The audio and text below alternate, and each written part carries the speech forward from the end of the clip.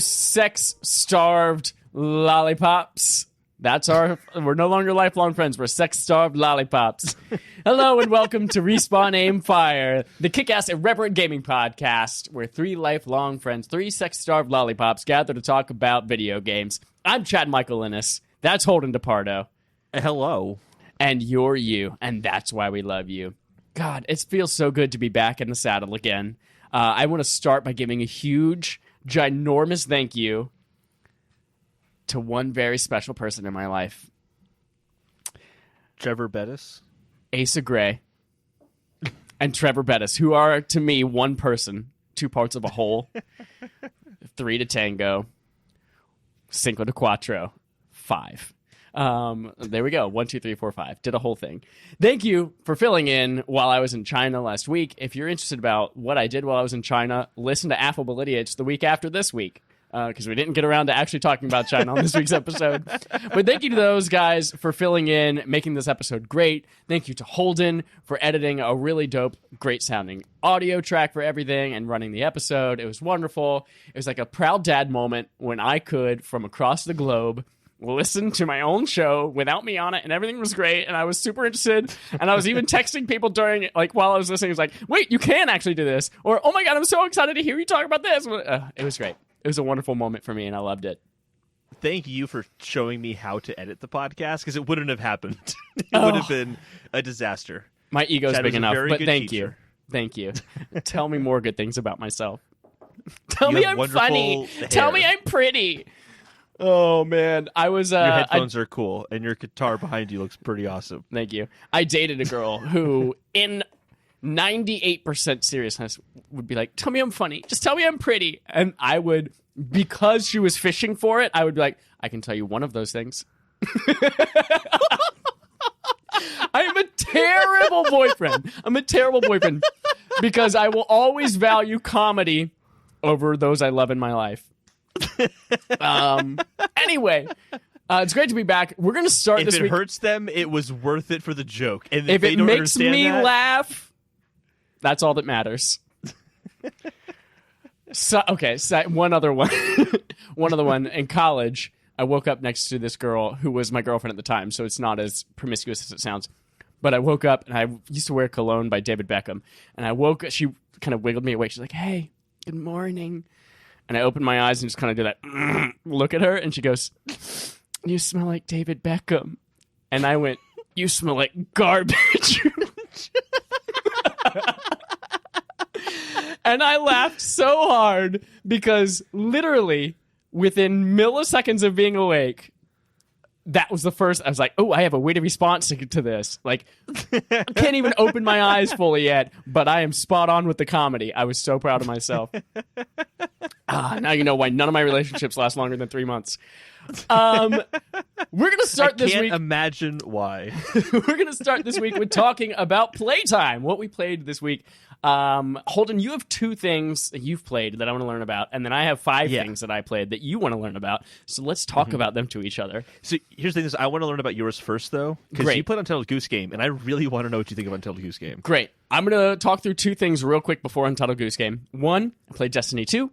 When I got back from China, that was the first thing I did that day. I got back like 2 o'clock in the afternoon. I unpacked my bag, and then I played Destiny 2 because I had to play it. Literally texted me. It's like, Holden, we're going to play Destiny 2 right now. Oh, that's right, because you were online playing something. And I was like, hey, do you want to play Destiny 2 real quick? And we did. And I stopped playing the game I was playing. I finally got the werewolf gun, werebriar, whatever the fuck gun, and it's like light level 950, or sorry, power level 950. And it's super dope. Beat all the quests for that. I am up to like power level 915 or 918 or something like that. And I'm so pumped for this raid. We need to know, are you raiding with us? It happens this Thursday, November 7th, 6 p.m. Pacific time. Raids have to be 6 people. Well, at least 6 people. Like a maximum of 6 people. So we need to know, kind of going into this one, who's going to be there. If it's a lot of people, we got to figure out, like, is it a first come, first serve thing? Are we doing 2 different groups? If it's not enough people, we got to know who to call in to say, hey, we might need you. So if you are planning on raiding with us this Thursday, as you're listening to this, go right now to patreon.com/respawnaimfire. There is a post called Are You Raiding? And I want you to comment on it. La Ciudad de Mexico. When you comment on that with that response, I know that means yes, I'm rating. If you don't spell it with the proper accents on the A's, etc., then it doesn't count. Great. Destiny 2. Sucked in. It's going to be the rest of my life. Metal Gear Solid. Played this on my Vita on the plane. Beat it. It was our barf game for October. If you want to learn about that, we literally just recorded it like 10 minutes ago. Great discussion. Lasted longer than we both thought it would. Sexually. This month's barf game, November, backlog accomplishment with the Respawn and Friends is, Holden? Undertale. Undertale. I'm the Undertaker. I don't even know who the Undertaker is. I just know it's a WWE thing, and Ace is into it. It's also... I was thinking it's an Incredibles thing. Oh, Underminer. That's the Underminer. Underminer. Yeah. Underwear. Very close, though. Yeah. Under there. Underwear? I made you say underwear. Sorry, go ahead. Play Undertale. It's great. Also, tell us about your experience with it throughout the month. It is a relatively short game, or it could be the longest game you've ever played in your life, depending on how you play it. Great. Let's get into the other games that I played this month, this week, this 2 weeks, however long it's been since I saw you. I played Untitled Goose Game, Return of the Obra Dinn, and Metro Exodus. Let's talk about them in that order. Boom, Untitled boom, Goose Game. Played this on the Switch, on the airplane. First of all, just again, what a wonderful system the Switch is, that I can be in a seat on an airplane playing this game, enjoying the little penis off myself, and playing it, and it is a gorgeous game. I love the art style, like the painterly aesthetic. I think it is super funny. Like, you're hiding in a bush in the very beginning, and you're just like, what do I do? And you push a button, and you go, honk. It's like, oh, I get this game. I get it. You're walking around. It's teaching you how to, like, spread your wings and shit like that, and you're, like, picking up pieces of trash. What a charming little experience it was. So I played it on the airplane for... I got through the... What is it? The very first one is the farmer guy, right? You go to the farmer guy. You go through all of those quests. I thought they were... like the different, I love having the to-do list of things. Like, there are games where you're like, you can do anything and interact with the environment in so many ways. But if I personally don't have a checklist of like, I need to also do these things, then it becomes a big waste of time for me and I'm not interested. So having that to-do list of all the things you need to do in this area in order to progress, I was like, good, glad this is here. And I just worked through that list. And then I also discovered something extra where you lock him out of the gate. I was like, ha ha ha, motherfucker. Then I got to the next one, which is the lady and the hairbrush. Sorry, the hairbrush is one of the many items that you have in that, but it's the little market with the shop and the kid running around with the glasses and the plane. Spent about 20 minutes there, and then I gave up on that game. And Are you done? I'm done. Quit. All done. You sound like you were really enjoying it, and then you're like, and I'm finished. I was. There are so many great things about this game, but after spending 20 minutes... dragging the same fucking hairbrush away from that market, trying to hide it from her so that I could get the rest of the items to put in the basket, and then she would discover it, or she'd chase me away, and then I'd finally get like 7 things all kind of off screen, and then I'd go and the boy would get distracted, and then she'd walk over and find all of them. Like, fuck.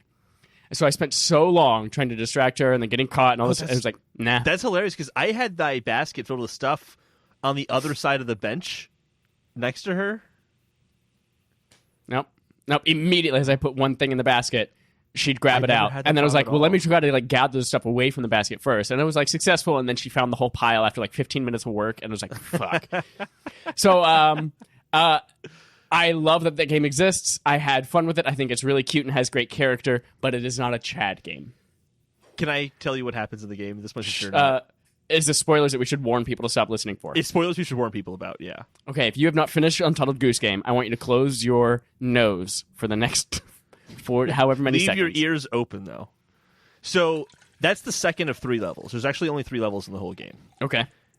The next one is like a restaurant, like an outdoors restaurant. Like there's like a patio and everything. And once you get past that, you end up in a miniature golf course. And you're expecting, oh, like, what's this going to be the miniature golf course? This is interesting. There's no people around. But you get to the end of the golf course, and there's actually just this bell tower, like this little miniature bell tower. And you peck at it and start pecking at it until you destroy the tower. And then the bell falls off. And you pick up the bell. And if you run, it starts to ring really, really loudly. And the rest of the game is going back through those 3 levels you just did with that bell, trying to like stealth your way through. But if you run, everyone starts getting really annoyed by the goose with the bell. And at the end of it, when you get all the way back to where you start off, you drop the bell in a hole that's just a big pile of other bells that you had gotten. And I love that so much because it's like these people hate the Goose because they've seen him a bazillion times and they fucking hate that Goose. I love He's that. always terrorizing this town. Like I think it's such an amazing ending. I loved it so much. Yeah. But yeah, it's definitely obscure. It's definitely very obscure with what like. It's clear that it gives you a to-do list, but it's obscure in how to achieve some of those. Yeah, how the fuck do I make this kid put on a different pair of glasses? Like, I have no fucking clue. It was you like tie his shoes together, and then when he trips and drops his glasses, you're supposed to take them, and he's looking around for his glasses. You go to the store, you get one of the glasses from there, and put it in front of him. He's like, oh, I found my glasses, and he puts them on. That's way too much for me. See, I like in the Metal Gear Solid style, like, how the fuck do I beat this boss? But if I call Colonel Campbell, he'll be like, switch your controller to the other port. I'm like, oh, thank God, cool, thanks. But if I have to figure out I have to trip this kid, no, I love that this game exists, and I wish it was my type of game. But even you just telling me the ending there was like, this is perfect. This is a great game.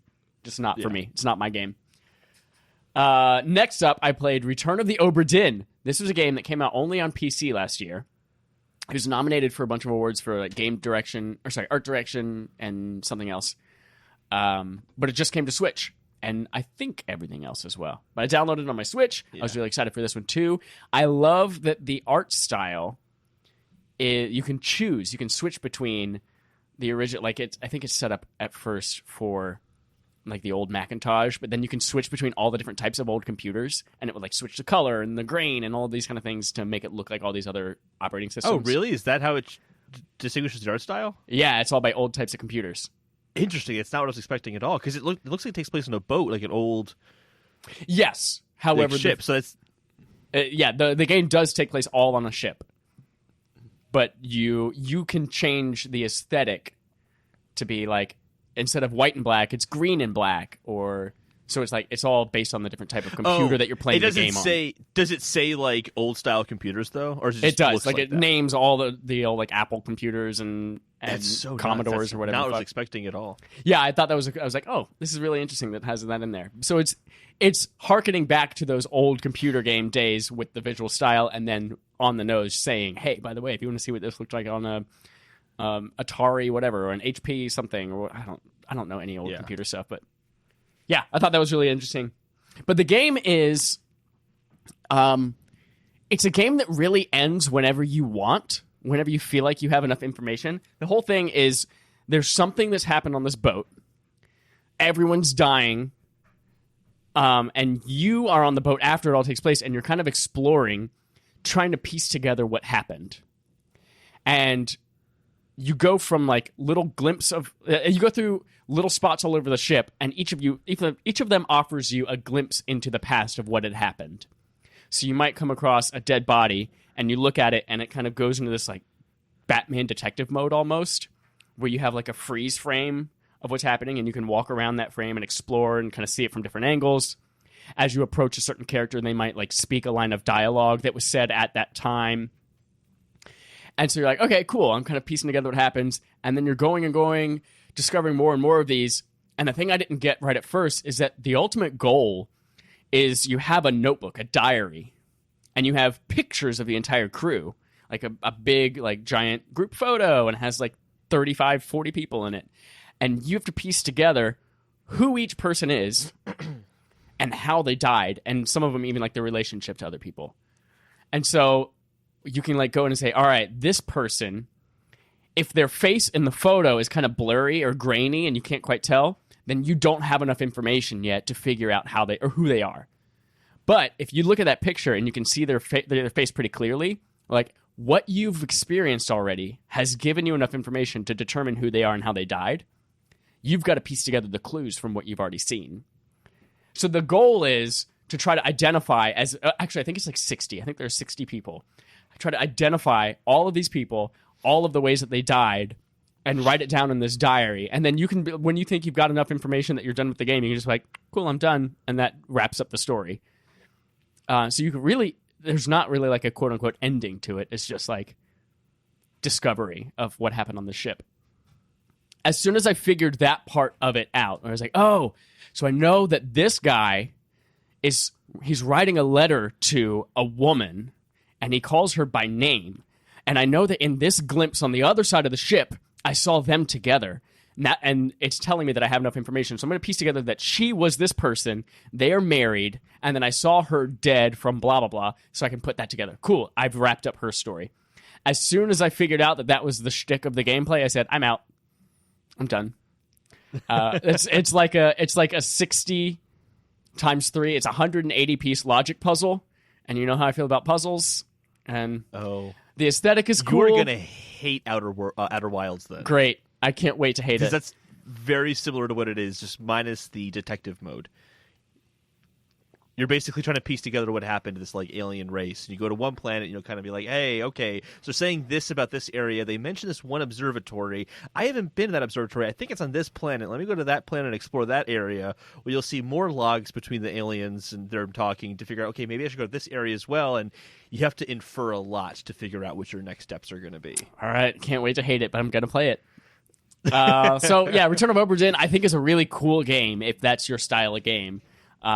It does have a strikingly really cool art style, and I like the shtick of it. It's just not something I can put up with. But Metro Exodus. So this is the game I told you we have one game a year that we say you have to play this game, and mine was Spider-Man for you, and then you told me a couple weeks ago mine is Metro Exodus came out this year. I want to talk about why I chose Metro for you. Because you hated Metro, the Metro 2033. You hated it. You absolutely hated it. And I want you to play this game because you hated the first one. And I feel like this opens up a little bit, and I'm curious how much it changes. Gotcha. And I feel like you'd be a good judge of that. Gotcha. If you like this game, it changed a lot. If you still hate it, it didn't change that much. I'm going to preface this by saying I've only played about 2 hours of it so far. And from howlongtobeat.com, it's about 14 hours. Yeah. I'm about to tell you all the ways why it's a bad game. It's a bad game. Have you gotten to the Volga yet, by the way? I think that's where I just got. Yeah, I just got off the train. I'm in this big open area where I'm running around. Okay. And then I was like, done for today. Let me go play some more Destiny. Actually, no, I think I watched Apple TV Plus. I think I watched For All Mankind after that. Yeah. So this game to me, so far in the first 2 hours, feels like it's a game that nobody QA'd. Because I feel like there are so many things that they could have done to this game that, like, if someone had noticed that this particular mechanic feels bad, or that this particular thing happens, or this bug happens often enough that it should be fixed or addressed. Like, I feel like nobody QA'd or even played this game. None of the developers, I feel like, even played the game after they finished making it just to see if it was good. The biggest thing that is frustrating for me is the movement. I didn't realize this until 2 hours in when I just got to the Volga, that if your gun is out, you move slower than if your gun is holstered. And when your gun is out, you feel like you're moving in molasses. But then you can sprint, but then it's like too fast for moving at a normal, like if I'm just exploring an area. And then I'm like, fine, I'll just put the gun away. But when you put the gun away, if you have to fire at something, it takes so long for you to take your gun out that it's obnoxious. It's awful. And then even when you're aiming down the sights, moving your cursor, moving your reticle is just like, it's so slow. And that, I'm sure I can go to the options and adjust that sensitivity on the stick, but man, movement is so sluggish on this. It makes me physically uncomfortable how slow, like almost a little claustrophobic at how slow my characters. It's like when you have a dream and you're being chased by something and you're running as fast as you can and you look down, but you're only moving at like half of a mile an hour and you're like, I'm moving my legs as fast as I can. Why am I running so slow? That's what I feel like this game is. I agree with you, but I like that aspect of the game because I think it's intentional, where it's supposed to feel like you have to take your gas mask off and change the filters on it. You have to like charge up your flashlight. There's all these things to kind of that effectively slow down the game, but kind of add to this, like, this is a real environment. We're kind of going for this realistic survival aspect to it. I think that slowing down is a part of that. Yeah. So I totally agree with you. Here's a couple of other things. But yeah, this is not necessarily a QA thing, but it's just like a low budget game thing. That you've always described this as like a lot of things a like low that budget studio with AAA aspirations is kind of how you describe this game. The character models' facial expressions, oh my god. They don't move at all.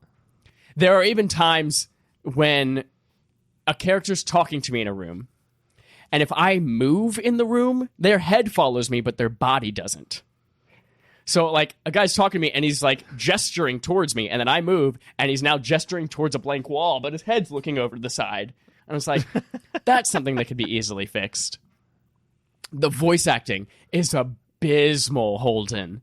It is so bad. And the writing itself, like, there was a conversation on the train before you get to Volga that I just, like, I want to hit the share button right now and just save this and post it on Twitter, be like, look how bad this is. All of the things that they think Americans say that we don't actually say. Oh, old fart. Old fart. Oh my God, we ran over somebody. Oh, don't worry. It was just an old fart. Oh, an old fart. Well, they could have sent women or children. And then it was like, it's not 1994. We don't say old fart anymore. And also, you're using it completely out of context, and it wasn't even like a funny delivery. No one in the room laughed at the term old fart. Everything's very stilted for sure. Oh, it doesn't. Yeah.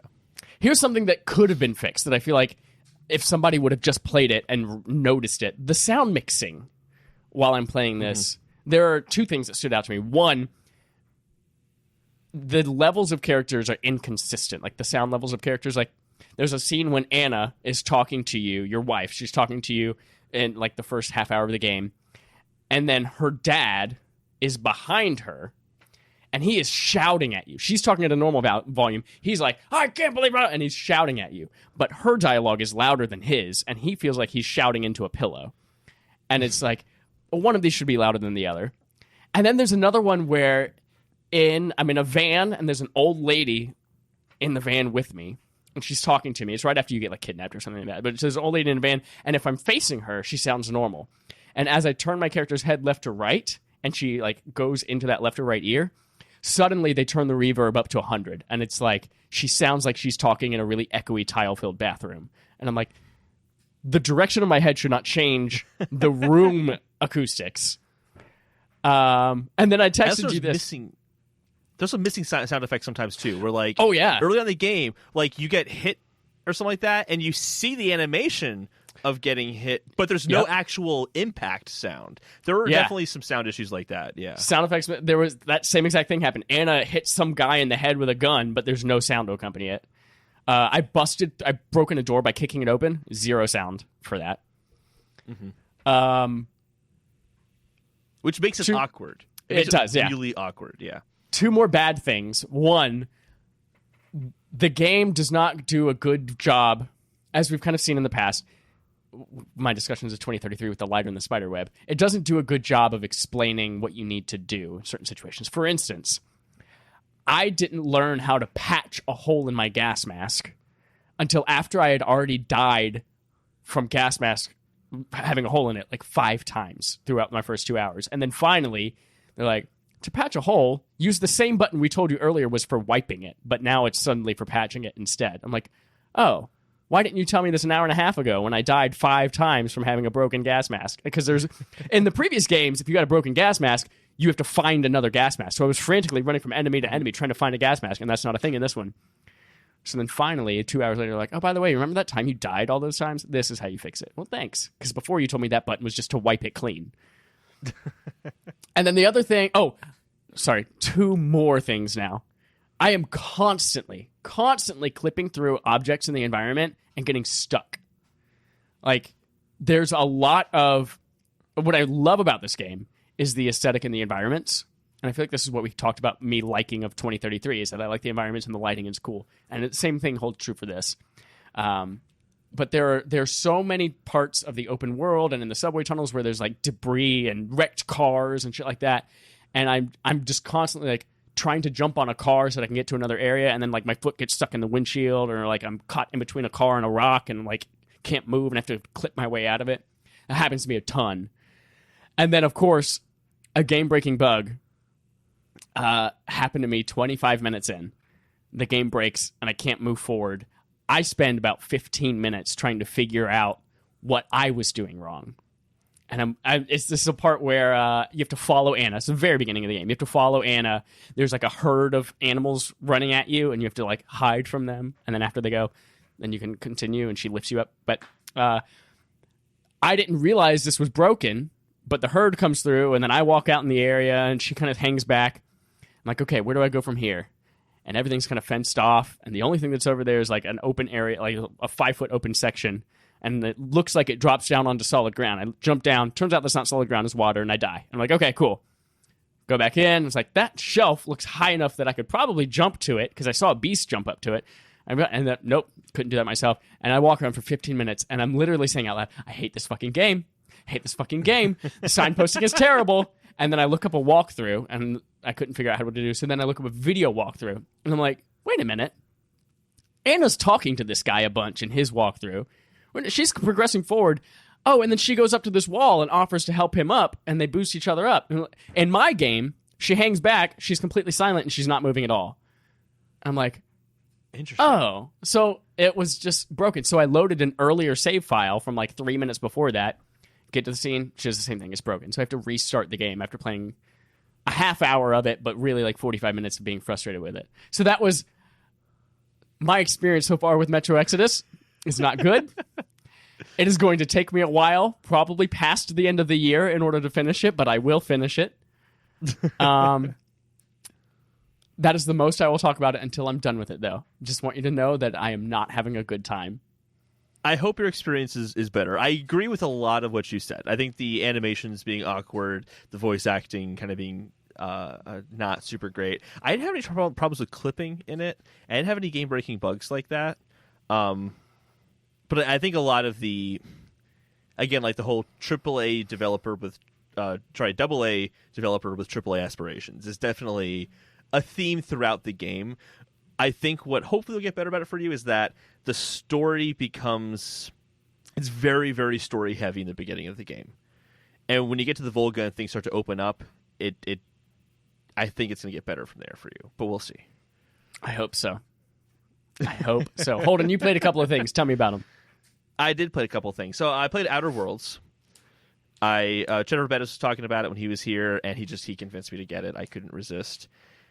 That game is fantastic so far. I haven't played too much of it, but it is absolutely a Fallout, Skyrim, Bethesda style game, and it just does it way better than so this is Worlds. This is not Wilds. Yes, this is not Wilds. This is Worlds. This is the first-person shooter RPG.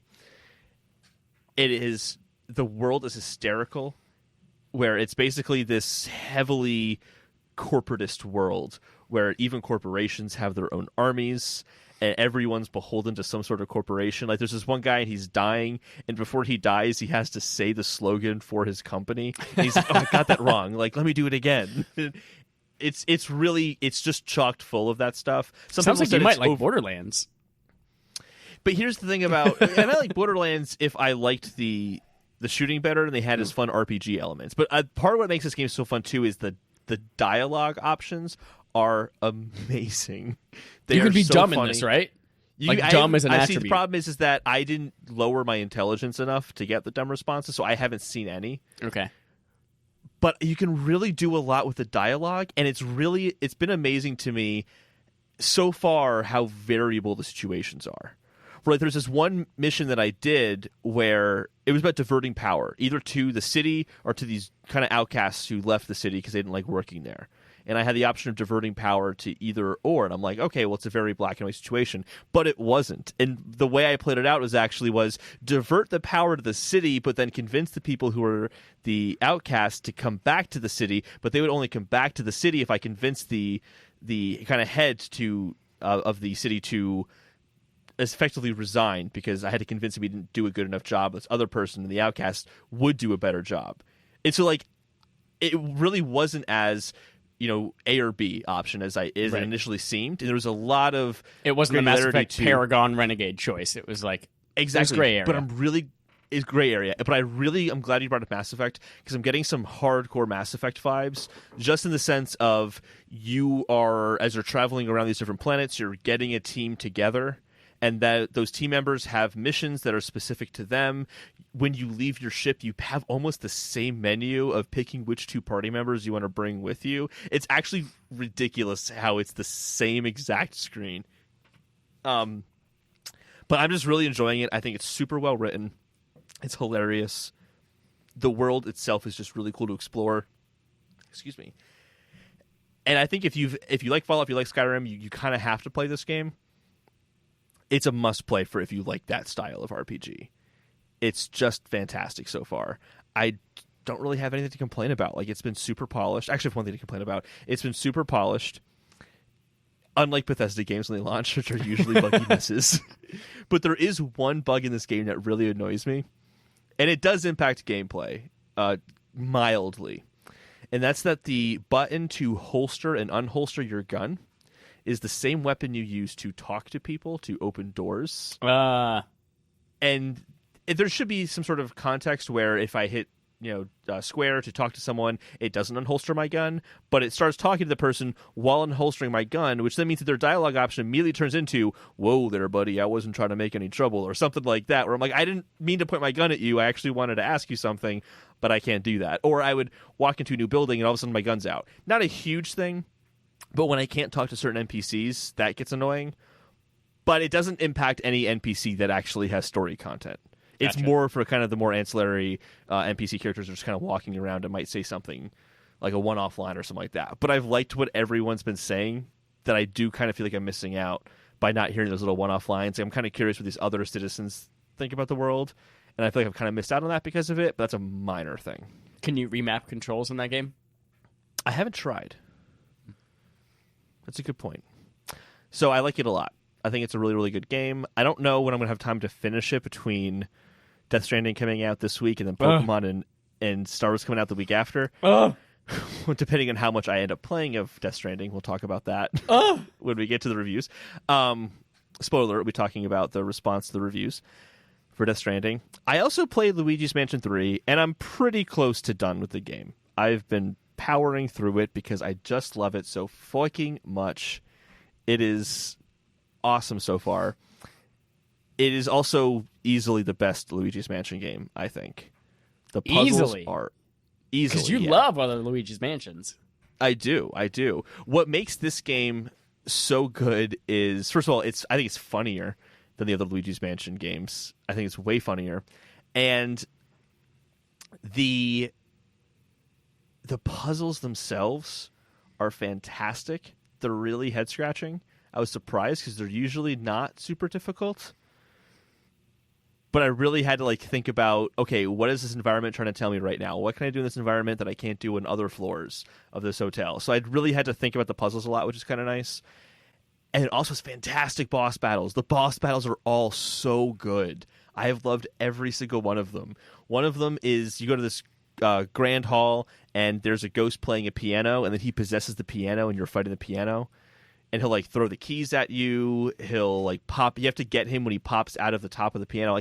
It's just the piano boss is really good. Every boss has a really unique element to it that makes you interact with the game you hadn't interacted with it before. I just really love all the boss battles. I think they're all fantastic. If you've played Luigi's Mansion, you have to play this game. If you like Nintendo games, this is a very, very, very Nintendo game. It has that kind of just feel of, oh, I'm playing with this toy, and I want to just use my vacuum everywhere and see what kind of funny stuff pops up. I think it's charming. I think it's awesome. I think I didn't even realize this. My brother pointed this out to me. If you hit any button on the D-pad, Luigi will just say Mario and just call it to Mario. Mario. Little details like that I think are fantastic. It's just a great game. It's so much fun. And I guess what I like about it too, just it's harder than I thought it was going to be. That's kind of the thing that's sticking with me, is that I have to think about the puzzles, and the bosses are actually can be challenging. If I was first playing the game, I'm like, this is going to be really easy. I won't even die. And there are a few points where I'm like, shit, this is really hard. I need to think about what I'm doing so I'm not dying as often. And the Luigi is a great mechanic. They use Luigi really, really well. He's there's even some boss T-1000 Terminator. What was that? And can slide through shit, right? He's like the T-1000 Terminator and can slide through grates and doors. exactly. But he's also really handy when, like, there's one boss battle. I won't say what boss battle it is, but it's really handy to have Luigi in more than one place at one time. I don't think it was an intended strategy for the boss battle, but I realized, I can really utilize Luigi really well in this instance. It would work fantastically. And so I did it, and it worked really well. And it's kind of like a cool, like, I don't know if I was supposed to do it that way, but having Luigi there really makes... It just works. I'll just say that. It just kind of works well. It just works. It just works. Also, just really satisfying when Luigi does travel through a gate or something like that. There's this kind of great little squishing sound when he goes through a gate of some kind. It's just awesome.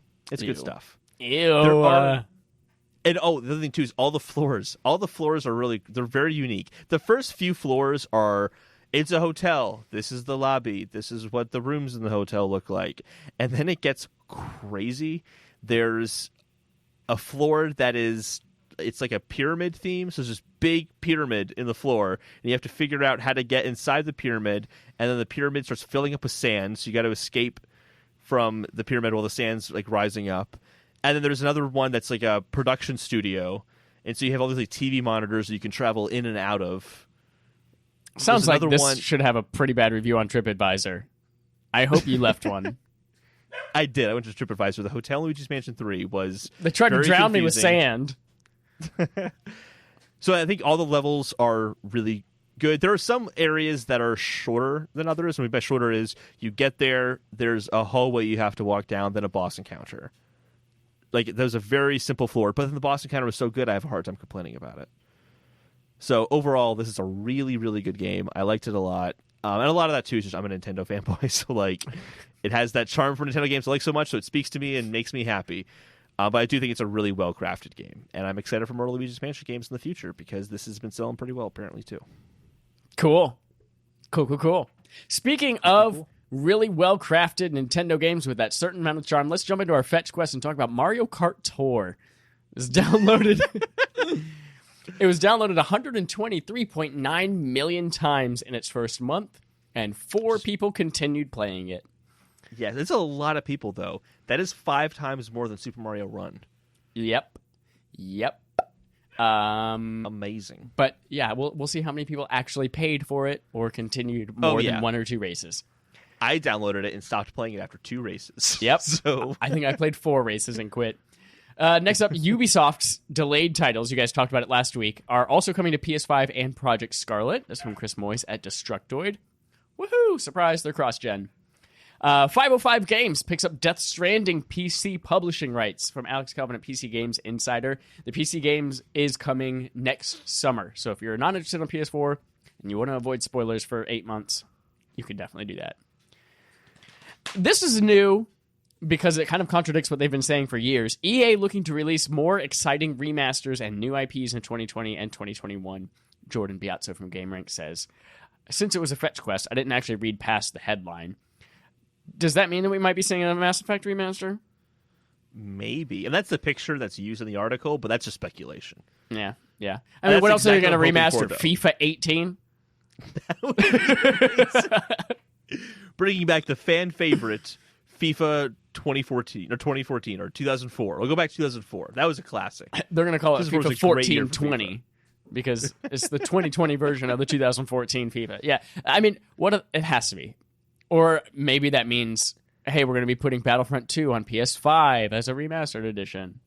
I also think Mass Effect would just be a smart choice for them, because here's the thing, is I don't think that remastering Mass Effect, even if they did just one, I don't think it'd be that expensive, obviously, compared to making a full game. Right. But based on how that sells, it'd be a good indicator of the interest for Mass Effect 4. Right, because nobody wants Andromeda. No one wants Andromeda 2. That'd be amazing if they came out. We're bringing back Mass Effect. Andromeda 2, releasing 2021 on PS5 and Xbox One. Then Call of Duty Modern Warfare made more than $600 million in 3 days, says Thomas Franzese from Dual Shockers. Well, doesn't beat Rockstar's $1 billion in 1 day from GTA 5, so... Call of Duty should shut the doors. They're done. Yeah, they're getting $1 billion drowning in a day right now. No, that's super impressive. Apparently, it's the best-selling Call of Duty. There are a lot of qualifiers on this statistic. It's like the best-selling Call of Duty this generation in the first 3 days or something like that. that your grandma saw the trailer for. Honestly, I'm surprised at some of the reviews for this one. Usually Call of Duty, despite our outside not playing it perspective being like it feels trite and it's the same thing every year, even though we've never played it every year, but we assume it's the same thing. The reviews for this one have been like 7 5s to 8 5s, and I'm like, interesting. I don't think usually outlets are like 9.5 out of 10, and it's like up for Game of the Year consideration, even though it never wins anything. But yeah, making money. Making money. Let's move on to our Microsoft Quest log. Talk about some Ninja Theory. They announced the Insight Project, Gaming the Mind to Master Mental Health, from Dom Matthews, who is the director of Ninja Theory, via the Xbox Wire. They are working on, quote, an individualized and absorbing game experiences within which people can become an expert at recognizing, responding to, and ultimately controlling their own fear, anxiety, and other negative subjective experience. I think this is super cool. They say it's going to take several years to develop, but they want people to have an open dialogue and open approach to its development. I think this is a really, really cool thing. They obviously made Hellblade last year, it was? Or was it 2 years ago? Yeah. It was last year. Yeah. It was last year. They made Hellblade, which was a fantastic representation of psychosis, and I'm excited to see them kind of diving more into the mental health issues area. Yeah. I'm not quite sure what the project is, though. Like, I don't know if it's is it a game? From or is what it like I've mechanics read, that they want to be able to put into other games? From what I've read, it is a game that helps you recognize mental health issues about yourself and how to conquer them. Okay. Whatever that might mean or look like several years from now. Yeah. If I had heard this from any other developer, I kind of go, all right, whatever. This sounds like Nintendo saying they're going to help you sleep better with their quality of life stuff. Pokemon Sleep! When is that coming out? Next year. Oh. But having this come from Ninja Theory, who did do a really good job, as you just said, with Hellblade, I feel like that they actually could pull this off, and I'm very interested to see. And they got that Microsoft money now. It's a very skeptical claim, though. Like, we're going to help you with mental health issues. Like, okay, that's been like a challenge for a lot of people, but good luck. But then I'm like, I'm curious what you're going to pull off. I think that there's a chance you could do it. And then Microsoft revives Xbox All Access program and now includes a next-gen upgrade option, from Michael McWhorter at Polygon. So in the past, we've talked about the Microsoft All Access. It's the subscription-based way of paying for your Xbox. Usually it's been available only at Microsoft stores. And that returns with a couple of added twists. It's available at other retailers like Amazon, and it will be rolling out to other places as well, like GameStop. I think currently it's still only available at Amazon, but you can buy an Xbox One S all digital, Xbox One SAD, a regular Xbox One S, or an Xbox One X for monthly installments. You actually do, on all three of these, you save some amount of money. You're paying it off over 2 years because it comes with not only the console, but it comes with Game Pass Ultimate, which is $15 a month. It comes with that for the 2 years that you're paying it off as well. And for some of these bundles, you're saving like $200. For the One X, you're only saving like $20 over the span of 24 months. But it's another way to pay for things. But then the interesting caveat is the next-gen upgrade option. So we all know, holiday 2020, we're getting whatever Project Scarlet is. And as you pay off 18 months worth of payments, you can then upgrade to Scarlet. Basically turn in your Xbox and get a Scarlet after you've made 18 months payment, and then continue paying monthly for Scarlet, which I think is cool. And then if you get the X, the One X, you can even do that at 12 months as long as you get it before the end of this year, which is a really good way for Microsoft to say, hey, we know we have an Xbox coming out next year. And for those of you who are kind of in Holden shoes and are like, should I get an Xbox right now? No, because I know I'm going to get one next year anyway. So like, hey, get one now. Pay us money. And then we'll let you get the other one in its place next year. Because of that, what are your thoughts on this whole thing? It's really tempting. It's extremely tempting. My only hesitation is, what's the supply going to look like next year? That I'm a member of All Access. I want to get the Scarlet, but I want to get Scarlet like day one because I'm in podcasts. I'm able to talk about what's going on with the new Scarlet. But if it's like I'm in this program and now I feel like I can't get the Scarlet because there's some sort of back order on All Access, and I don't want to just buy one outright because I'm on the All Access plan, and I'm just like, this is really tempting. I don't want to put myself in this situation. I'm really caught because this is kind of exactly the circumstance that I'm in right now. Is I want to get an Xbox, I just get one next year. The Black Friday deals look good, but I don't know if I want to buy a console a year before a new one comes out. But the One X deal sounds really tempting. There are two things that kind of give me pause about this. One of them is that, and I'm wondering how much they can learn from things like Apple's iPhone upgrade program. It's incredibly similar to that program, down to even using the same bank. Yeah, Citizen One Bank. But when Apple first rolled theirs out and the first upgrades came along, you did have that problem where it's like, well, it's time for me to upgrade, but you don't have the phone I want. And now I've got to wait and continue to pay on this phone that I don't want anymore. Mm-hmm. And they've kind of, in the years afterwards, they've now introduced like, hey, you can get a head start by reapplying for your loan and things like that before pre-orders open, so that when it's time to pre-order, you just hit a button and get your phone to make it easier to reserve your phone. And I wonder if, like, will Microsoft kind of adopt that from the beginning and have some way to make these customers first in line or give them priority somehow? Yeah, I think the priority would be the selling point for me, where they could say, hey, you're going to have an extra week to pre-order, because they want to make sure these customers get that upgrade. I'd be all for it. They don't have to do that. And a little part of me would be surprised, because I feel like this is one of those things that's a lesson they need to learn as opposed to just doing it. Yeah. And I wouldn't hold it against them if they didn't, but I do think that they should. Here's my second thing. Yeah. They don't have control over that like Apple does. You can only get iPhone upgrade program through an Apple store or through the Apple online store. You can get this from GameStop, from Amazon, from Best Buy. And they all have their own pre-orders. They all have their own systems that go live for pre-orders at different times. So I'm not sure how much control Microsoft has over that pipeline of how much they can say, yes, make sure that their pre-orders can get processed early, or make sure that they can get this kind of loan up and running before pre-orders go live. And then what if you order it through Amazon? Or here's another example. You order it through GameStop because it's close to you. And then the next year comes, and the GameStop that's close to you is out of business, and there's not another one for 50 miles. You've got to drive an hour away to go get your One X. Like, for instance, here in San Francisco, the only GameStop that was within any reasonable distance was down on Market Street, and it's closed now. It's like, I've got to go to, like, South Bay or something like that if I want to get to a GameStop. They'd have to have an online option, too, though.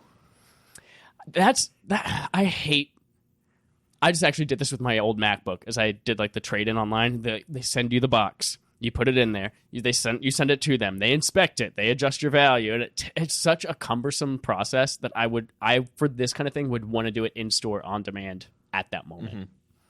Yeah, because it's just not convenient enough to do online for me, at least. But for other people, great if that's your jam.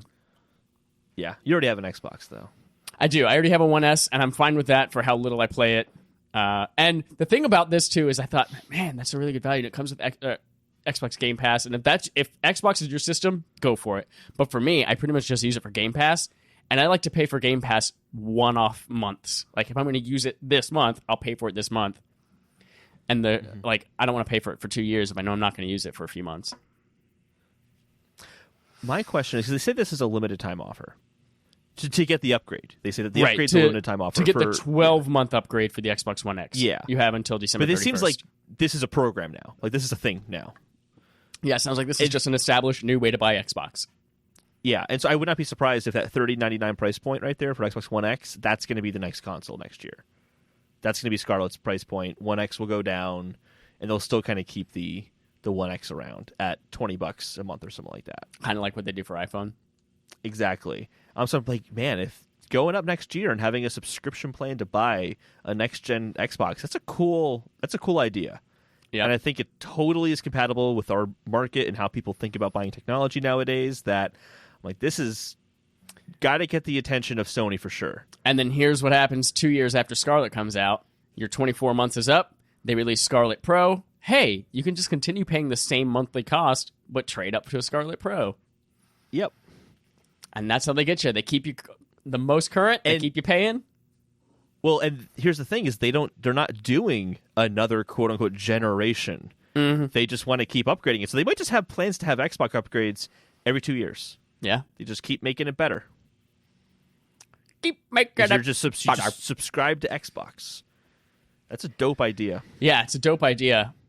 Definitely traps you in there a little bit, but I think people already kind of feel trapped on their console. Like, I would never get an Xbox because I'm a PlayStation person, and vice versa. Like, that happens already, I feel. Yeah.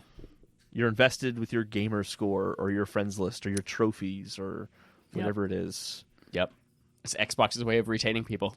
I love it. I'm in favor of it. Hot jam. Next up, quest log for third party. Ooh, let's talk about BlizzCon. Remember when Blizzard was terrible for the last month? Doesn't matter now. Let's all forgive them because they announced some really cool stuff. Oh, they have not been forgiven. I'll say that right now. They have not. Definitely not been forgiven. Did you see the statement that What's-His-Face made right off the bat? Quote-unquote, apologizing for I didn't. Blitzchung? Yeah, so he basically apologized without ever admitting fault. They said, we reacted too quickly, but didn't say sorry for how they handled it. Didn't undo any of what they had done. He's still banned for 6 months. He's like... basically it was an apology that was worthless, that didn't mean anything. They also... I am so surprised. They also lost their sponsorship from Mitsubishi over the way that they handled it all, too. Yeah. Like, there was a big sponsorship loss. Anyway, BlizzCon happened. There were two huge things that came out of it. Diablo 4 was revealed, and Overwatch 2 was unveiled as well. Both of these things leaked weeks before. I'm going to talk about Diablo 4. I'm going to let you talk about Overwatch 2 because I won't be able to describe it as passionately as I will Diablo 4. Diablo 4 was announced. I'm so passionate about Overwatch. No, I can't wait to talk about it. Diablo 4 was announced with two trailers. There was a story trailer and there was a gameplay trailer. And let me tell you, this 9-minute story trailer was one of the best fucking trailers I've ever seen for a game. It got me so aroused. So, 106% erection watching this thing, which is weird because it was all about, gore and shit like that, but that got me horny. Yeah, I'm concerned that got you off. Oh, man. So it's a whole thing about introducing Lilith, who is the big bad. She was in Diablo 2. She's returning, being resurrected for this. But, man, how fucking cool was that cinematic? Yeah, I don't care about Diablo at all because I haven't really played one before. I have nothing against it. I just haven't done it before. But yeah, that trailer was fucking amazing. It was also just gorgeous. Holy shit. Really high quality cinematic. Especially impressive with when Lilith and she has is it a skin cape, whatever it was? So the three guys are hanging and their blood is coming out of their body. Oh, right. Yeah. And it makes that blood kind of tarp in midair. Yeah, and then that's right. She's being born through the tarp, and then she wears their blood as a cape at the end of it. That cape was one of those things where it's just disturbing to look at, but it's so fucking well lit. Jesus Christ. The Blizzard cinematics, even I think about back to Diablo 2, I was always floored by the Diablo 2 cinematics. And if you go back and look at screenshots of that game, you're like, whoa, this looks like trash. But then the cinematics, you're like, Jesus Christ, this looks like a Pixar movie 10 years before Pixar was really a thing. And that's not a real estimate of time. But anyway, it looks fucking... I was always floored by how cinematics from Blizzard looked. Anyway, that looks great. It is coming sometime in the future. I think I saw a quote somewhere where they're like, it's coming it's not coming for a while, and that means even Blizzard's for a while. Like someone from Blizzard said, even in Blizzard time, it's going to be out in a long time. That's strange because they announced it for PS4 and Xbox One. What do they do? Just they it's probably did. coming to next gen consoles then. So when I heard PS4 and Xbox One, I'm like, oh, it's going to come out. Did they specifically say those consoles, year. or did they say PlayStation and Xbox? I mean, the article said PS4, Xbox One, and PC. Interesting. Maybe I misread that quote somewhere.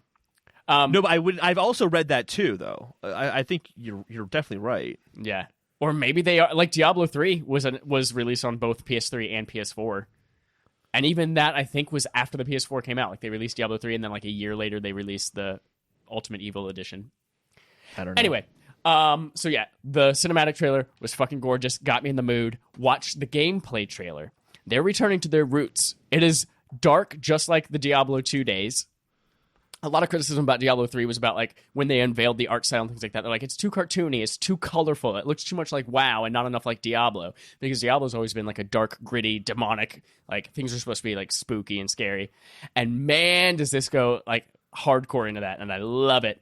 They also are bringing back some classes from Diablo 2. They have the Sorceress, the Barbarian, and the Druid. And let me tell you, when I saw the Druid in this thing, first of all, the Druid looks different himself, but then as soon as he transformed into the Werebear, I was like, holy shit, the Werebear's back. And then the most fun I ever had in Diablo 2 was playing as the Druid. We did a playthrough, my brother and I, we used to play this game, like, we beat this game 75 times. We went through all the different character classes. We did a run-through of Druids, where he played the Werebear and I played the Werewolf. And you could power up each different one. And the Werebear was all about like brute strength. The Werewolf was all about like feral rage and infecting people and like gradually gaining things as you destroy people over time. And that was so much freaking fun. So when I saw this back, I was like, fuck yes, this is amazing. And then we also back then did a run through as sorceresses. And he was the fire elemental one and I was an ice one. And I was like, this is fucking great too. So seeing her back, Barbarian, fuck it, I don't care. But there's going to be 2 more classes revealed sometime in the future. I can't fucking wait. I doubt they're going to do Necromancer because they revealed him as like remade for Diablo 3 and he's in that one as well. But holy shit, I am so pumped for this game. The gameplay, like I've read into like how the skill trees will work, and there's like every single character does not have the traditional standard skill tree. They each have unique ones. So like the Druid, as you kind of get down towards the bottom of one, he can kind of go across different trees. So you can get down and do the most powerful Werebear skill, and then you can also then jump across and do the most powerful Werewolf skill. Whereas the Sorceress has like one main thing, and then it branches into 3 other ones, and you can't kind of jump between them like you can. So the way they're handling all of that is really cool. I'm pumped as shit. I can't wait to forgive them for Blitzchung so that I can feel not guilty about buying this thing and playing it with so many people. I want to read a couple of things about this. One, Blizzard's official description of the game. Diablo 4 takes place many years after the events of Diablo 3, after millions have been slaughtered by the actions of the high heavens and burning hells alike. In the vacuum of power, a legendary name resurfaces, Lilith. And then the next one, talking about Diablo 4, there are a couple of things here. It will not be able to be played offline. It's always connected, which I assume is why it's not on Switch. It said, we are not going to support an offline mode, but as I said before, nothing in Diablo 4 is going to require partying up. You can play solo, and dungeons are private, and campaign quest areas will also remain private. And the reason for this is that it looks like they're implementing a little bit more of MMO elements into it. There is like a shared overworld of sorts, similar to something you might see in like Destiny 2, where you're running around and you can see other Guardians running around as well. And it looks like there's going to be like public event style things that are just happening in the world that you can all stumble onto, a big monster or a big quest or something like that, and you can all take it out together. But apparently it's not going to be like as many people as you might see there. You'll run into a handful of people every once in a while in the shared overworld. But again, you can play it solo, but you have to be online for that. And I'm really looking forward to that because I feel like it gives you a little bit more reason to keep playing it, aside from just like squatting up with people and raiding through different post-game stuff. I also really like, sorry, this is getting really nerdy about it. I like the fact that the end game content, they said they're going to be focusing on legendaries and new powerful versions of the legendaries you can get over time, rather than focusing on set items. Because before, set items are like, if I have 5 of the same set, all from the same boss, then I get all of these bonuses. But they might not necessarily be the best items. Maybe I want this really cool customizable axe or something like that, but it doesn't fit in the set that I've got, so like I'm not going to use it. So this is now focusing more on legendary items being more powerful, so you can kind of customize better and swap and match different items. Holden. There's also mounts. You can ride mounts in the overworld as well. I'm so pumped for Diablo 4 when it comes. All over my face. So, question for you. Yeah. They're making a big deal about this being open world as well. What does that mean to you as a Diablo fan? Does that speak to you at all? Because knowing what I know about the game, open world seems like an interesting choice. So Diablo has always been kind of like quest based, and it's not. It is pretty linear, but there have always been like side quests you can pick up and things like that. But it's already. I think the biggest change will be that everything about Diablo has always been randomly generated. It hasn't, like, you go out into an overworld level and it's different one time, then you quit the game, come back, it's completely different. The dungeons are all randomly generated as well. So I think something that would have to change for this is that maybe the overworld has to be static and there have to be common places, and then maybe the dungeons themselves are still randomly generated. And that's part of the experience. Is like, ooh, I can't wait to explore this and figure out what's behind every corner. And so I don't know. I don't think it's going to be too much of a gameplay changing thing to make it open world, other than just making the overworld itself static rather than randomly generated for you and your party. It would have to be a static overworld if they're going to do the shared events and all that stuff. But they also announced Overwatch 2. Yeah, they did. Can you talk about that?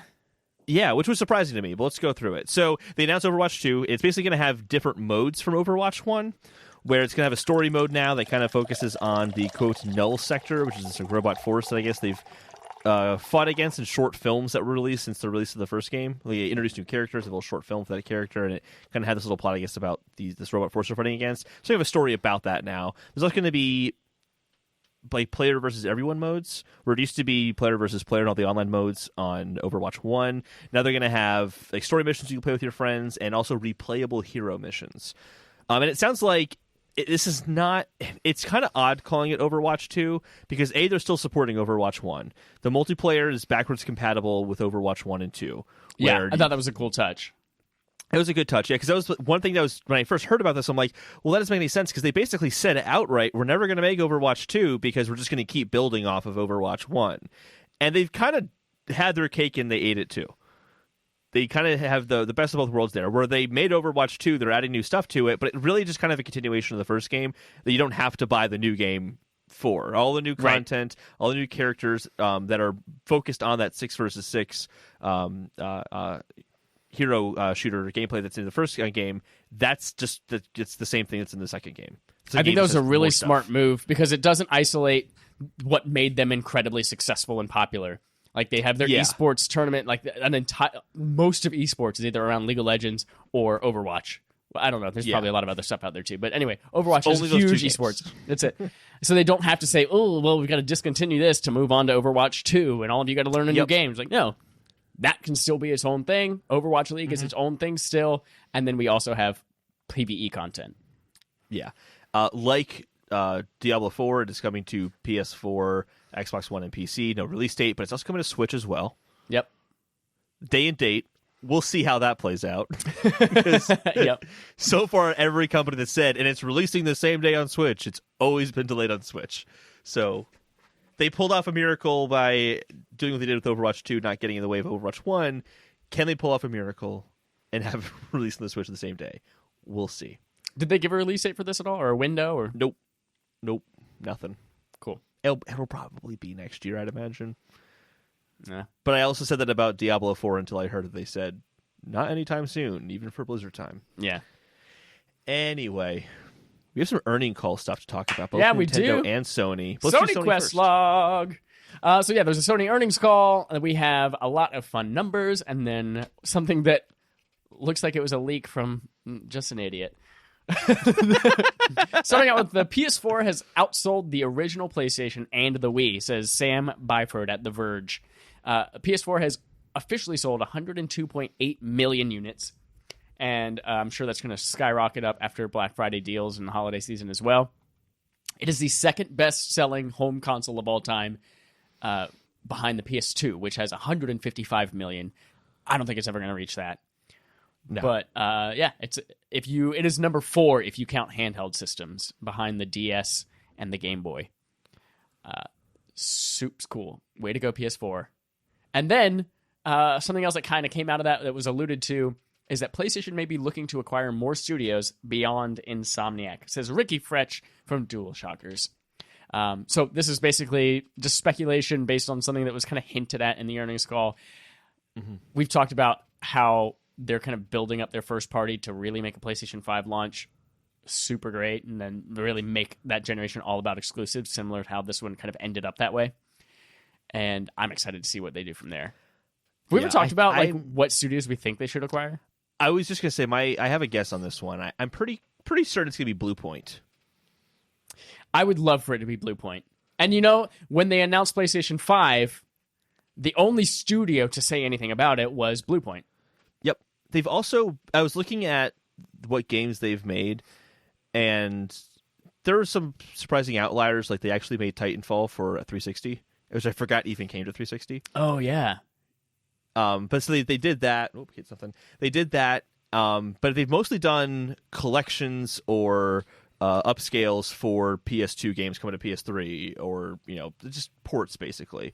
But they did the Shadow of the Colossus game, and then before that they did like the Nathan Drake collection, and they did something else. Actually, I want to look this up now. They did something else as well, but they just been doing a lot of Sony stuff. Yeah, and Sony seems to be partnering them, and then giving them Shadow of the Colossus and like really making a game from the ground up might have been a test.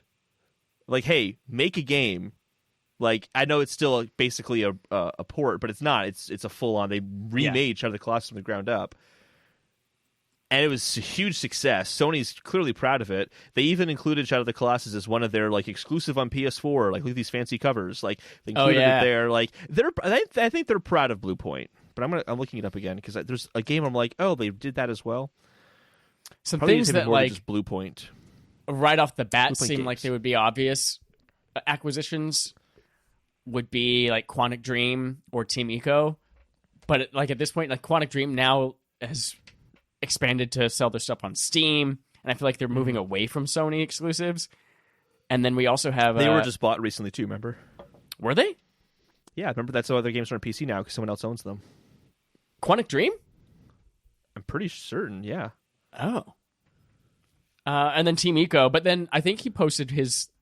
Like, whatever his new project, kind of in the vein of Eco and Shadow of the Colossus and Last Guardian. I think it's going to be similar to that in the job posting that he had mentioned, but also coming to multiple platforms as well, I think. So I don't know if that's going to be...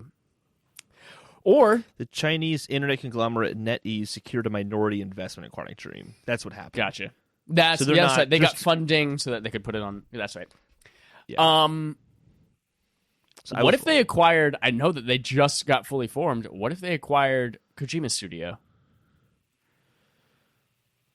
I mean, we know it's coming to PC, published by 505 Games, as we mentioned earlier, but what if that... There have also been rumors that it's coming to Xbox One, Death Stranding is, so I don't know how closely intertwined those two are, but they gave them carte blanche. They let them use the Decima engine from Horizon Zero Dawn, I think for free. Yeah. They have some kind of partnership going. I wonder if they would just like, hey, listen, Death Stranding, let's keep it within the family. Let's incest the shit out of this. They might want to see how Death Stranding performs first. Yeah, they're certainly pushing it from a marketing point. Let's see how it performs, though. Oh, yeah. And based on the reviews, we'll talk about the reviews in a second. Well, not in a second, but we'll get to them. I'm curious your thoughts on this rumor right here, because it's like combining two of your favorite things, Horizon Zero Dawn and VR. Yeah, so this one report, Horizon Zero Dawn VR version is in the works from Zarmina Khan at PlayStation Lifestyle. There's a guy who used to work at Oculus and Sandbox HQ, who, his name is Callum Hurley, and he tweeted what he thought was going to be an innocent tweet that nobody was going to see, was recently made aware of a very exciting new PlayStation VR game coming out of London Studio. London Studio most recently did the Blood and Truth? I can't remember. It's the shooty game from London Studio. I think it's Blood and Truth. Really notable game. It's the one that I got. You keep going. I got like an hour into it, hit a game-breaking bug, and never got around to going back in it, but I loved what I played of it. Anyway, they also did the London shooty game, the demo in the very beginning for VR Worlds that everyone loved too. He says, I'm not sure whether it'll be for PS4, PS5, or both, but it's really exciting, and an announcement could be on the horizon, and horizon's capitalized. And then the press picked it up. Press picked it up, went crazy, went viral, and he replied with a series of tweets. Wow, news outlets jumped on this pretty quickly. Was hoping to keep this tweet fun and vague, but I know devs hate it when their stuff leaks, and I feel a tad bad. Allow me to clear up one thing. I did not see the game firsthand. Trust the person who told me about it. And then he also said, I apologize to anyone working on the game who was upset about the leak. I did not expect anyone to see my tweet besides a few friends who are VR players. I do not have a large following and did not expect the coverage. I look forward to the official reveal when everyone can see what the actual game is. I did not get this info because I am an industry person. I just happen to know someone who play tested the title. He also is an industry person. Just want to say, like, Yeah. he worked for Oculus. That kind of makes me an interesting person. Blood and Truth was the game. So Blood you and got Truth. it That's right. what I said. Yeah. Uh, I can see the potential of this game so fucking much. I think it has to be its own crafted experience. I don't think you can take Horizon Zero Dawn 1 and port it to VR. I also think Case it in has point, to Breath be of the Wild. Exactly, yeah. I also think it has to be a PS5 thing. It has to have better hardware. It has to have whatever VR2 is. Because I just don't think that the technology is there with the current PSVR setup to make some. Because part of what is so amazing of that game is the scale, how beautiful it is. It's always a demo for people for HDR. And to take so much of what makes that game great, the facial expressions while people are talking, and then to dumb it down just to make it in VR, I don't think is a good idea. So yeah, I think it has to run on more powerful hardware, so it's got to be a PS5 thing.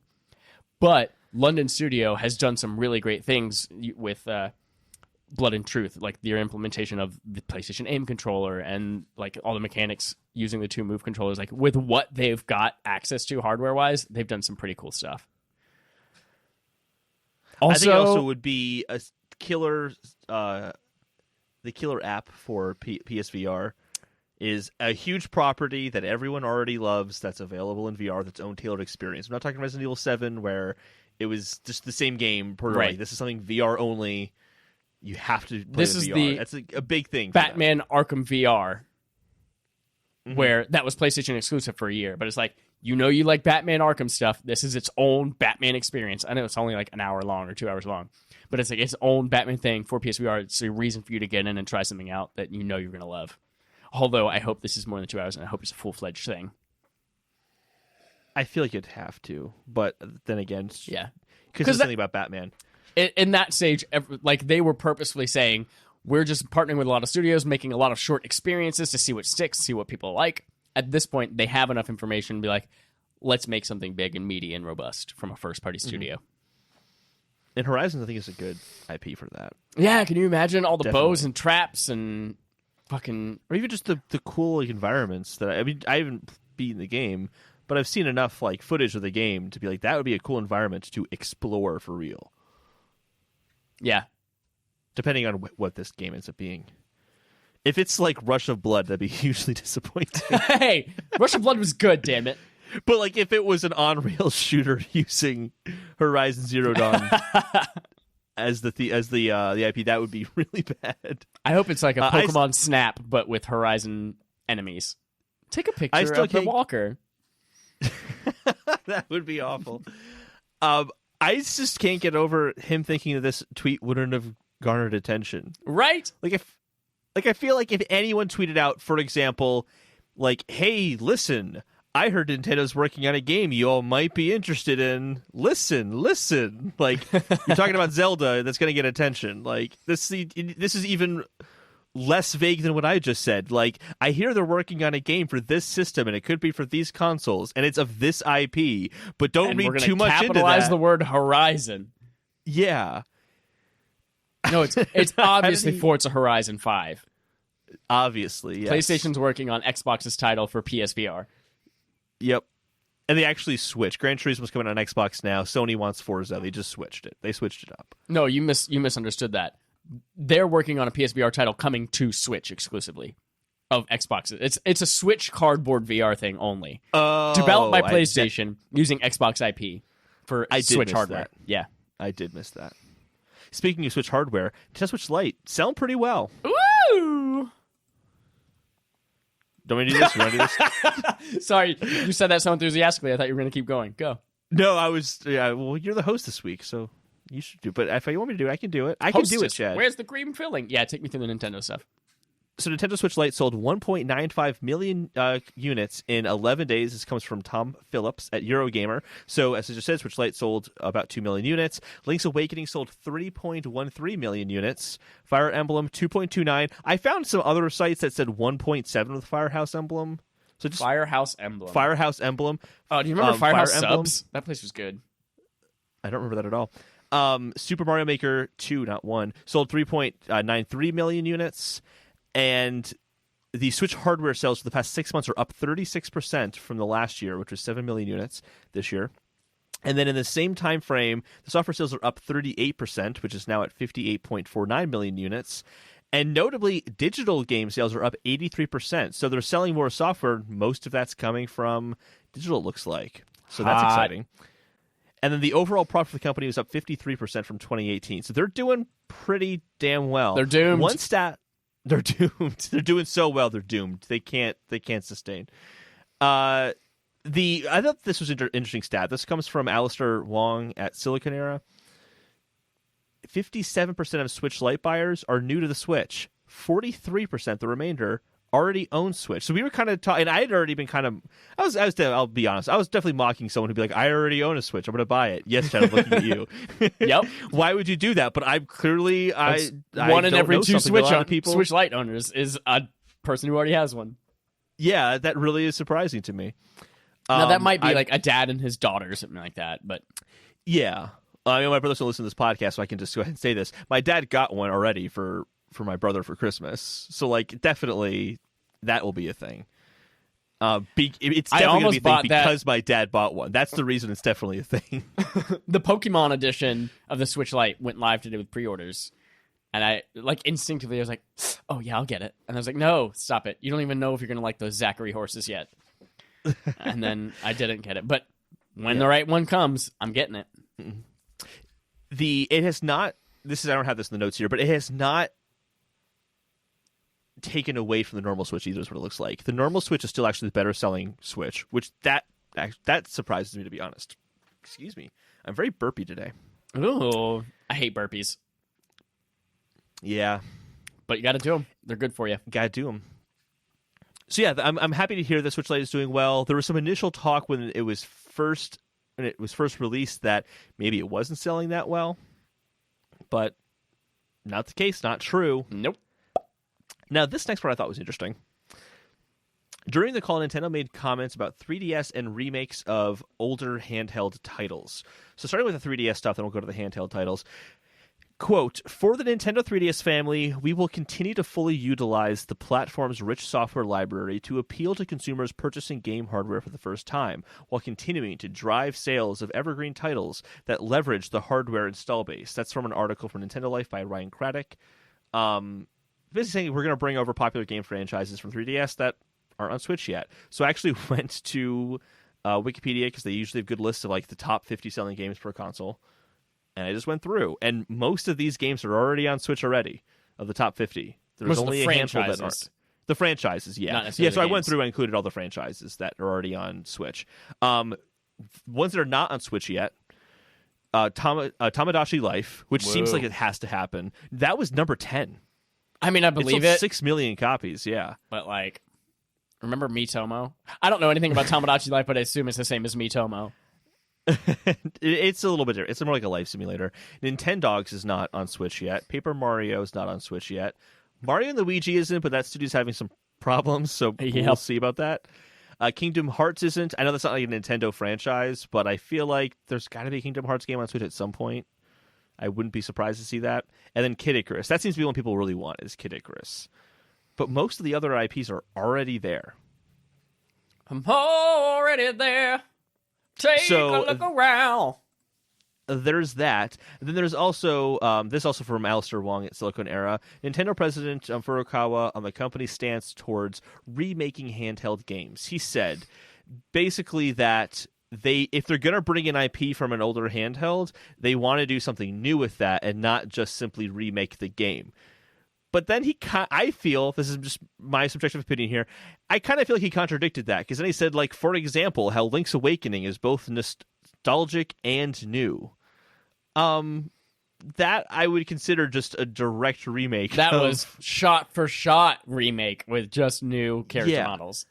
Like, if having a new art style and chamber dungeons is enough to make a game brand new, the bar is pretty low as far as I'm concerned. Did you fucking do anything with those chamber dungeons? I did it until I realized I didn't want to do it, which didn't take that long. All right. Not a whole lot. So basically what this means is that Nintendo's not really going to tell you shit until they decide to announce a game. So just expect some big handheld titles from the GBA, the Game Boy Color, Game Boy Pocket, all that stuff, DS. There'll be some games from that coming over to Switch. Two more that were not on that list of popular 3DS games. WarioWare. There hasn't been a WarioWare game yet. And I would be floored if there was no WarioWare game coming to Switch, considering the Joy-Cons are ripe for some mini game or micro game madness. Yeah, I feel like people were, when it launched, like 1-2 Switch should have been a WarioWare game. Yeah. So I feel like that's going to happen. And then Brain Age is another one that's not on this list, including the top selling 3DS games, but that's obviously coming to Switch. Yeah. So Nintendo's doing good, and you'll get some 3DS stuff. Oh, yeah. Yeah. So how's Death Stranding doing? Let's go to our main quest. Death Stranding reviews are in from everyone but us, because we don't have an early copy of them, and we don't have 50 hours to play before ever it comes out. Great. Good sentences, me. We just want to talk about all the reviews that have been kind of out. I've read through a lot of things. I've listened to podcasts, just discussions about them. And we just kind of want to touch base and see where we are, how we're feeling about Death Stranding post-mortem. Yeah. Post-mortem for people, pre-mortem for us. Normally, I don't like to look at reviews for games anymore just because I'll be talking about games. And I want to I want it to be my own opinion. Yeah. But in this case, I just kind of needed to know what the game is. And I feel like... Yep. I needed to know what is the moment to moment. We've seen that gameplay footage, and it turns out that gameplay footage was the game. That there really wasn't that much that we were missing aside the story context that they don't want to spoil for you anyway. But I'm not surprised. The reviews are it's pretty polarizing. People either seem to love it. I don't know if they're polarizing. I feel like I read more into it, like they're giving it, like, honestly, better scores than I expected. Like it's in the 80s, like I think mid to high 80s on Metacritic, and I didn't expect that from it, but people are giving it that score and then caveating the fuck out of it. Well, but there are some studios like IGN gave it a 6.8. That was the lowest score I saw. Yeah, was IGN 6.8. But like GameSpot, I almost stop again. GameSpot gave it a 9. A bunch of places are giving like 5 out of 5 stars. However the fuck they choose to rate it. But a lot of places are giving it really good scores, and then if you read the reviews or you listen to their discussions, they're like, but like, it's, if you like this type of game, like, make sure you go into it not expecting this, and like, it's also an art thing, but it's really good, and then you're gonna spend a lot of time being bored, and like, 10 hours in, you're not gonna know why you're playing it, but when you hit 45, you're gonna love it, but only if you like this. And so a lot of people are saying it's really, really great for maybe a very specific audience if you're into that type of game. A lot of people are saying that. And even the IGN 6.8 is saying that exact same thing. Right, they just gave it a lower score. So I was surprised to see the high scores with that caveat on almost all of them. Yeah, there are some reviewers who love the game, though. I have seen a few that love the game. Yeah, that was... So I listened to like a 2-hour, I think it was, discussion from Kind of Funny, and a lot of people there played it. They had Imran Khan, they had Fran Mirabella, they had Andy Cortez, Tim Geddes, Kevin Coelho, and Greg Miller. All of them played it. And Greg Miller was the only person on the entire cast who was like, I love this game. And I played it for like 35 hours trying to rush through for the embargo, and I wish that I got to spend more time with it. All the way down to the opposite end of the spectrum where Tim is like, I spent 2 hours playing it, and was like, nope, not for me. And everyone else was kind of in the middle, like, I beat it. I played it for 45 hours, but I don't know if I liked it, and blah, blah. So it was so interesting to see all of their different perspectives on it. And then you go and listen to something like Podcast Beyond, or you go and read reviews from IGN or Game Informer and things like that, and you see everyone being pretty positive, but still with so many negative caveats. Yeah, it's really interesting. I don't know what to make of it, because it's like, if you're saying these things about the game, why not give it a lower score? Like, and maybe it's one of these, we haven't played it yet either. Like, it might be one of those things where it's like, oh, I totally see where they're going with this, but there is a caveat, but that caveat does not outweigh the really positive thing I see in the game. And it kind of reminded me of like Breath of the Wild in that sense of like, I get why you were bored by it, but I think the things that I agree with you were boring didn't outweigh the things I really loved about that game. So I'm kind of thinking that might be what we're in store for here. To Did this make you more curious than ever to play the game, though? I'm more curious than ever now to play this game. Yes. This made me realize that no matter what my experience with it, I want to play it. Whereas previous trailers and things like that, I flip-flopped, like, I don't care about this game, to I'm actually really interested in this game, to like, well, I don't know what the fuck I think about this game anymore. But now this has made me know I do want to play it.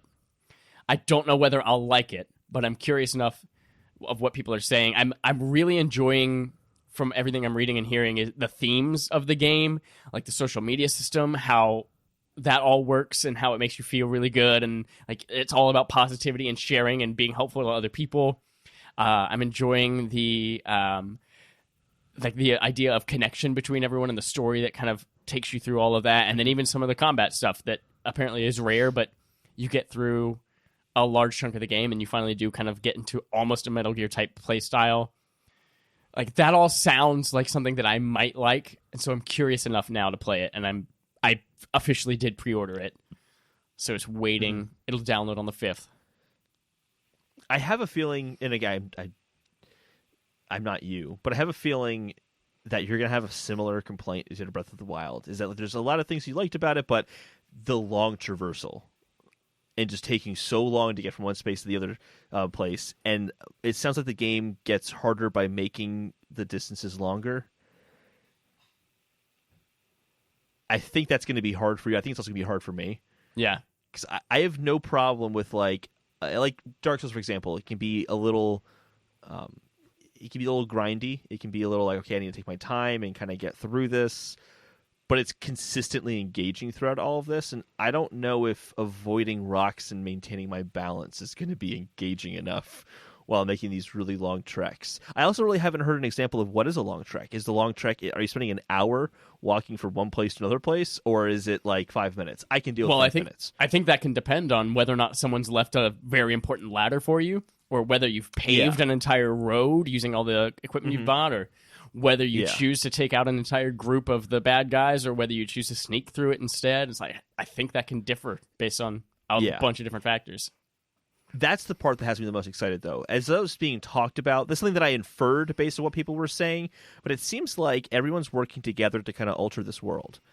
Maybe to the extent where if we were to play this game in 5 years, you might be able to walk on paved roads the entire way between these different places because everyone has worked together to get to that point. Well, apparently the timefall rain deteriorates things over time. Oh, does it? Okay. Yeah, so you'll get a notification. It's like, hey, your road that you paved 7 hours ago is deteriorating, and you can choose to go back and fix it up, or you can let it just kind of fall apart.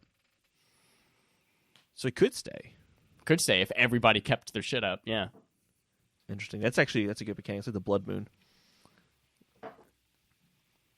So yeah, I'm curious. Curious is a very good word for it. And I know based on everything that I've read and heard so far, I have to put like at least 10 to 15 hours into it before I make any kind of decision about it, even if I hate the first 10 to 15 hours. Lord knows if I'm going to play 14 hours of Metro fucking Exodus, I can play 10 to 15 hours of Death Stranding. Well, we'll have our impressions, our initial impressions next week. Yep. I'm gonna get it on Friday. I'm gonna try my best to play it all day Saturday, and then a little bit on Sunday before we record. We might have a special guest next week to talk about it with us. We'll see if that works out. Their person may or may not be Hideo Kojima. I'm not making any promises.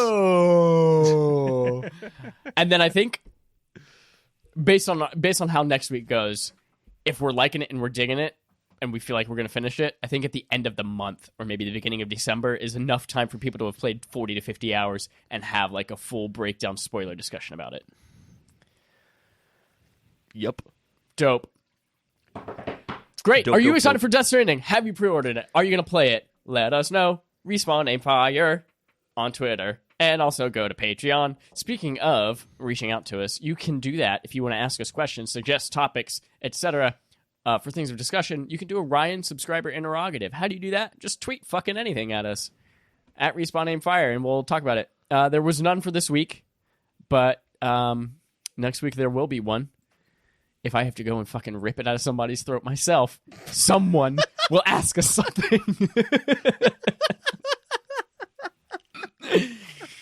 If not, I will make something up and I will credit one of you listeners with it.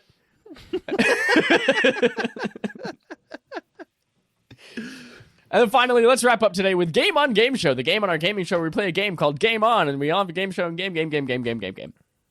This week, we have a returning segment called Video Game Would You Rather.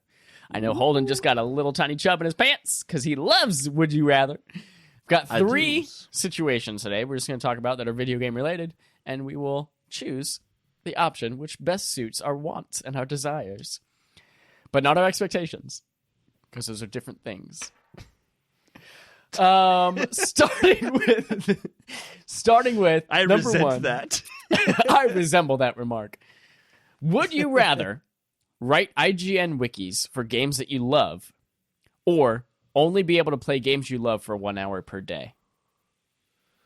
Wait, one more time?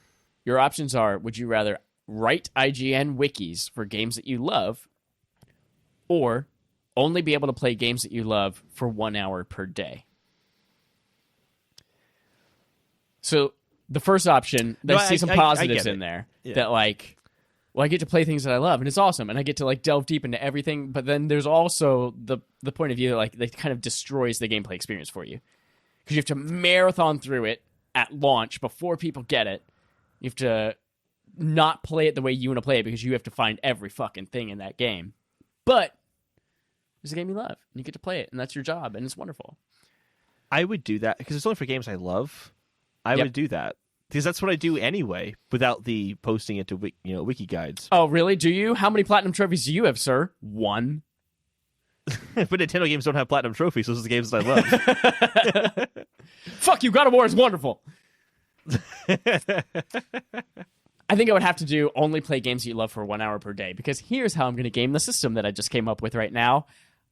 I have multiple games that I love that I can play 1 hour of each in a day. Boom. There you go. Now, I can't do what I did this week, like sit down and play. I'm going to play Destiny 2 for just like a half hour. I'm just going to finish up this one quest that I'm working on. 6 hours later, I've got my light level up. I can't do that anymore. But I can jump in and do a quest in Destiny, and then I can't think of anything that I'm playing right now that I loved, because everything I came into this week, I was like, I didn't enjoy my time with this. But anyway, here's why I wouldn't like that option. Because, like, all right, I love Breath of the Wild, and I love that I could just spend 50... the first weekend, I think I spent 50 hours playing that game because I took the whole weekend off of work, so I could just play that game and only taking breaks to eat, sleep, and shit, and that's it. Like, dude, I'd nice. play that and game you didn't even nonstop. leave the couch to do all of those. I do. Well, I brought my Switch in the bathroom with me. There's no time without Zelda. So, like, I loved it, and I loved it because I can get so absorbed in it. Where I feel like if I only had the opportunity to play it for an hour, I wouldn't love the game anymore because I can't spend as much time to really get it fully absorbed into it. Yeah, I see that. That's how Ash sees the world, at least. Nice. Number 2. Would you rather get a really cool power, but you have to wear a really stupid-looking suit to use it? Think the Tanuki suit. So you or have the to be a cat suit. superhero. No. I'm thinking like Mario upgrades. Like you got to dress up like a fucking raccoon in order to fly. Oh. Or you got to have a cat suit to do whatever the fuck the cat suit does. Or have a really cool power, but you only have a few uses before you have to go find it again.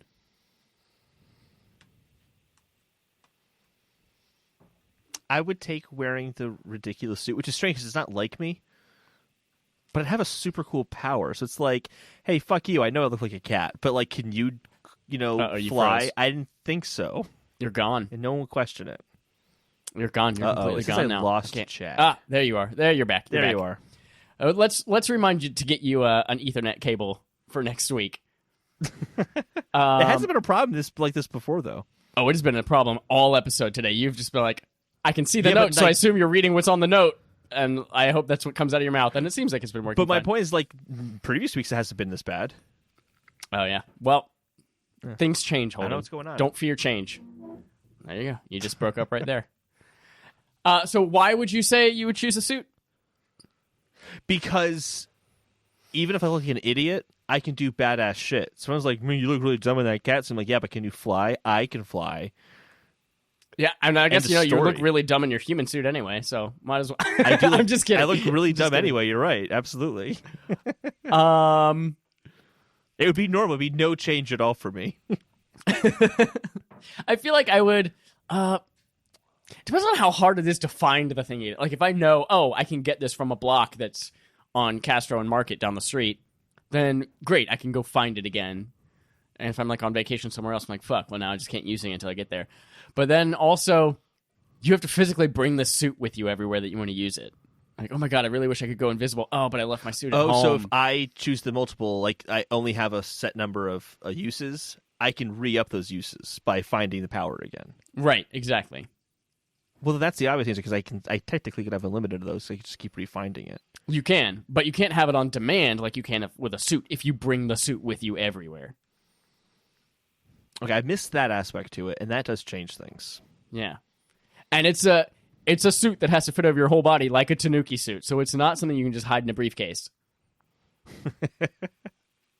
It's like a full-on like furry wear a costume. cat costume like underneath my normal clothes. It's like, well, you got fat all of a sudden. Like, no, no, it has to be just... like high school mascot type suit. You want to what? If I could fly, I think I'd still do that. Because, like, fuck it, I can fly. Like, you gonna question my cat suit?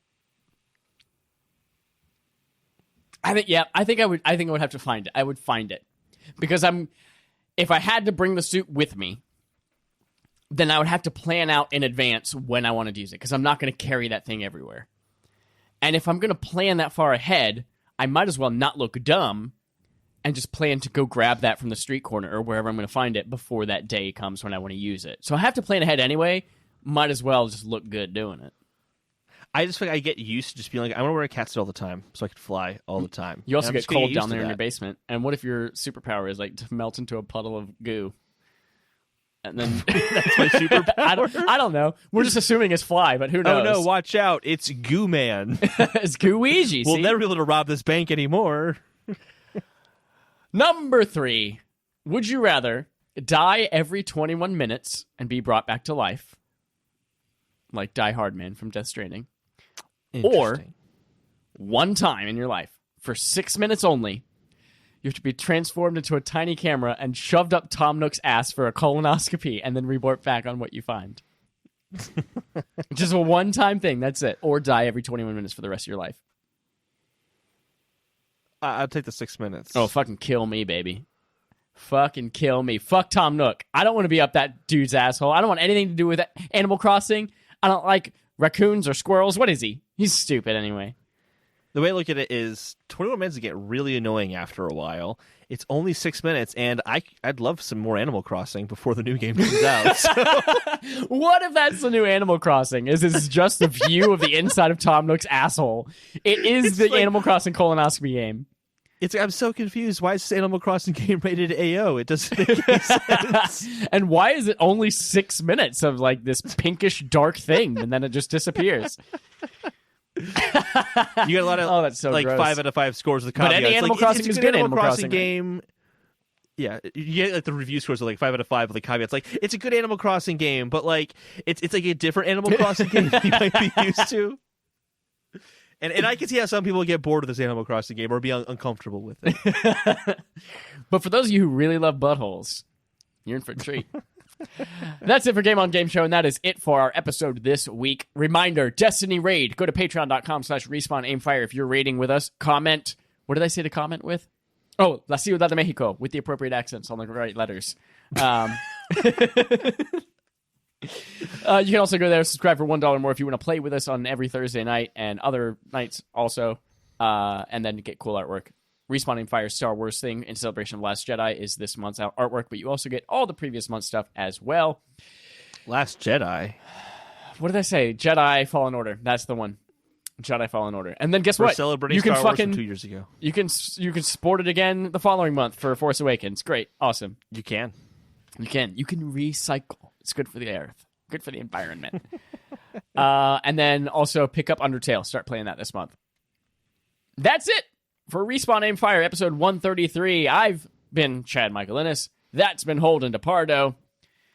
And until next time, I'll be week, someone else, though. next week you're going to be Scoot McDuggins. Scoot McDuggins. Until next week, here's our usual sign off. My name is Scoot McDuggins.